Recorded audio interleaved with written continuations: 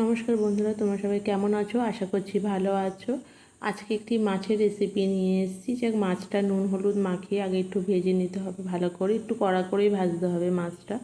মাছ ভাজা হয়ে গেলে তুলে নিলে সেই কড়াতে আরেকটু তেল দিয়ে গোটা গরম মশলা, তেজপাতা, শুকনো লঙ্কা ফোড়ন দিয়ে আলু দিয়ে দিলাম। আলুটা একটু ভাজা ভাজা হয়ে গেলে আদা রসুন বাটা দিলাম। আদা রসুন বাটা দেওয়ার পরে পেঁয়াজ বাটা, নুন, লঙ্কার গুঁড়ো, জিরে ধনের গুঁড়ো, হলুদ গুঁড়ো দিয়ে একটু ভালো করে কষিয়ে নিতে হবে যতক্ষণ না মশলার গন্ধটা যাচ্ছে। একটু কষিয়ে নিয়ে তারপরে টমেটোকে পেস্ট করে রেখেছি সেটাও দিয়ে দেবো।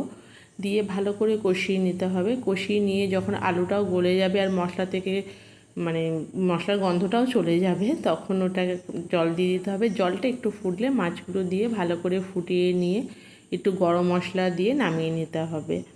এই রেসিপিটা তোমরা ট্রাই করো বাড়িতে। খুব সিম্পলভাবেই মাছের ঝোল করলাম। অনেক কিছু মশলা দিয়ে হয়তো করতে পারতাম, কিন্তু আমি সবসময় বেশি অত মশলা দিয়ে কোনো কিছু করা পছন্দ করি না, কারণ সবসময় বাড়িতে সবার সব কিছু থাকে না। তাই জন্য খুব সাধারণভাবেই তোমাদেরকে করে দেখালাম। ভালো থেকো বন্ধুরা, সুস্থ থেকো।